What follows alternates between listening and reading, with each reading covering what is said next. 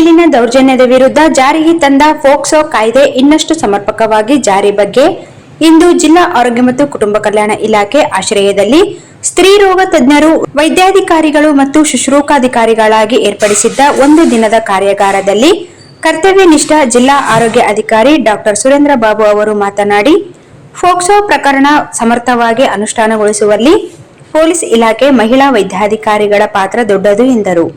ಶುಶ್ರೂಷಕರು ಸಹ ಪರಿಣಾಮಕಾರಿ ಕೆಲಸ ಮಾಡಬೇಕು. ದೌರ್ಜನ್ಯಕ್ಕೆ ಒಳಗಾದ ಅಪ್ರಾಪ್ತೆ ಅಘಾತಕ್ಕೆ ಒಳಗಾಗಿರುತ್ತಾಳೆ. ಆಕೆಯಲ್ಲಿ ಮಾನಸಿಕವಾಗಿ ಧೈರ್ಯ ತುಂಬುವುದು, ದೈಹಿಕ ಚಿಕಿತ್ಸೆ ಕೊಡುವುದಾಗಬೇಕು. ದೌರ್ಜನ್ಯಕ್ಕೆ ಒಳಗಾಗದ ಬಗ್ಗೆ ಸಮರ್ಪಕವಾಗಿ ಮಾಹಿತಿ ಕಲೆ ಹಾಕಬೇಕು ಎಂದರು. ವೇದಿಕೆ ಮೇಲೆ doctor Nandita, doctor Radha Sangavi, doctor Shivakumar, doctor Ganesh, doctor Yashoda ಮತ್ತು ಡಾಕ್ಟರ್ ಶಾಕಿರ್ ಉಪಸ್ಥಿತರಿದ್ದರು.